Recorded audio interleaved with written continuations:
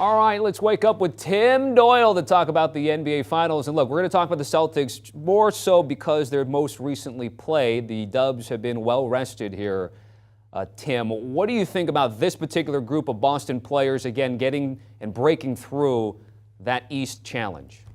You know, this is kind of what we expected when Boston got rid of Ray Allen and Kevin Garnett. Right? You remember when they had like 642 draft picks? We were like, oh, what are they going to be able to do with it? How could they capitalize on it? I would say they did pretty well. Obviously, bringing in a guy like Jaylen Brown who's going to be a perennial all-star, and then Jason Tatum, who has the potential to be a generational type scoring forward. So, you know, they executed exactly what they wanted to do. Give the front office credit, give Danny Ainge credit, and then Brad Stevens makes the unusual decision of, I'm coaching, I'm the head coach, I'm smart. I'm not coaching anymore. I'm going to be calling the shots from above. So the veteran presence of Al Horford, Daniel Tice, who would have thought that those guys would have been X factors with getting this team over the hump? But they drafted extremely well, and then finally they did get over the hump because, Tommy, it seemed like Eastern Conference Finals, you could slot them in maybe every other year, but they had a hard time getting to the finals. Now, the big show. It's interesting because when you're young and you lose, it's always like, okay, well, you're ahead of schedule. You're still ahead of schedule. Maybe they're now on schedule, even though Tatum's not even, 25 yet, I don't think, or will be soon. All right. If I were to ask you this as we get ready for the NBA Finals, of course, on Thursday, better road team among Boston and Golden State, what would that answer be for you?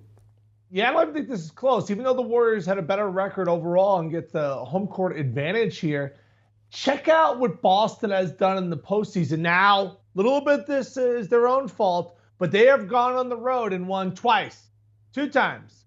Brooklyn twice, Milwaukee twice, Miami twice. And not only have the Warriors failed to win 2 road games in any series now because they haven't lost any games at home, but they've actually gotten run out the gym in some of their road games. So they've been mistake-free at home, Golden State. But, Tommy, how fortunate have the Warriors been throughout the playoffs? Wait, you play Jokic with no Porter and Murray. Okay, but then you got John next series. Oh, wait, he gets hurt.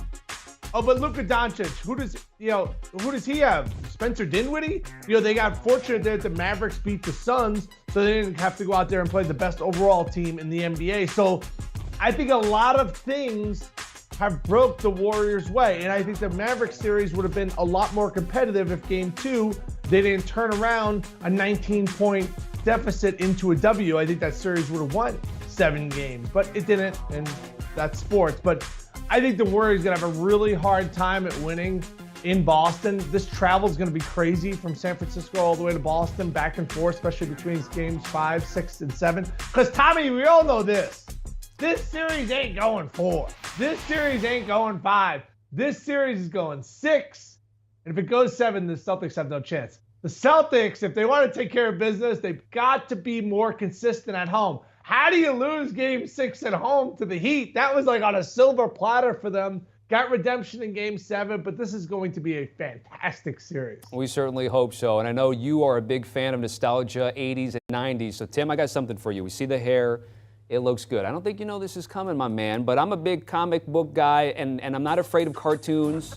X-Men from the 90s, that is Professor Doyle. So I'm asking you for X Factors, your X-Men. Who is the key player for each team after the Splash Brothers on one side and then Tatum and Brown on the other? I'll take it. I wasn't sure about it at first. I do like his outfit a lot. Because you know what I've been getting as I've been aging, and especially if I have a few cocktails the next morning I wake up, I look a lot like Steven Seagal. And that's not a compliment. Like the other day, this guy was like, yo, you look like somebody famous. And I'm thinking like, maybe he's going to give me like a Tom Cruise or something. He goes, man, you look just like Steven Seagal. I said, that's not good at all. You have to keep that inside. It's like me calling my mom and telling her she looks like Betty White, who's 100 years old. God rest her soul. X Factors in the series. All right, Jordan Poole. What a emergence. Remember he was starting earlier in the postseason. Steph Curry was coming off the bench. Electrifying scorer. His career was changed by, going to the right team. And that's what the pros is, just finding the right fit. Every day he got to watch Clay and Steph in practice, and he learned how to work on his game. develop his step-back jump shot. He's explosive. I think his basketball IQ is even improving. He does some things at times that you're like, what are you doing out there? But when he's really good, I think the Warriors are actually unbeatable. And really good, I mean 18 to 22 points a game, which he can clearly go out there and get.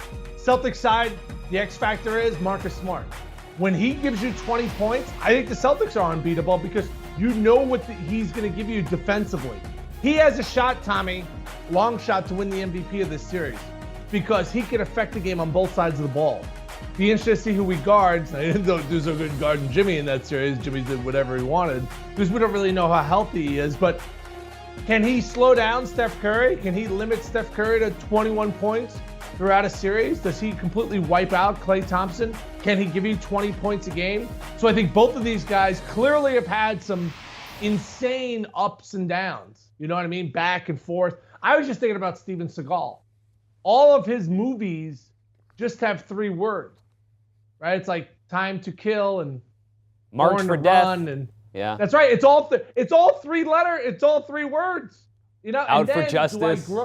It's out 3 words, 3-word titles. Why is that, Tommy? But the only other thing was that Chris Rock or some other comedians say like, in Under Siege, he's under siege. Is he marked for death? He's marked for death. So next time you got to come with these very specialized bets for Tim Doyle. Like, for instance, finding value in the series price, got to do something like, time to bet. I don't know, man. I got nothing. Yeah. Here's 3 for you. Celtics in 6. All right. Now, how's that? There's 3 words Love for it. you. I think I can't envision Game 7 on the Warriors' home floor at the Chase Center and the Celtics win. Like, you know how you like play out scenarios and stuff? And when I bet a series, and I am making a substantial bet here on the Celtics to win this series. This should be a pick'em series. I think the Celtics are better. I think the Warriors have been fortunate who they've run into at what time. So, you know, Game 1's a big game because for the Celtics, in order for them to win in 6, they're going to have to get either Game 1 or Game 2 or Game 5 and then take care of business on their home floor, which they've stubbed their toe at times. There's no way they win Game 7 in San Francisco. No way. 0. So this series has to end in 6 if you're the Celtics. And I know it's not great value because that's kind of how it plays out because that would be a home game for Boston. But Celtics in 6, win some money. Do you want a sports network that delivers everything that matters about the game? The highlights, the picks, the instant analysis, no yelling, no fake debates, no politics. Hit the subscribe button and never miss a moment.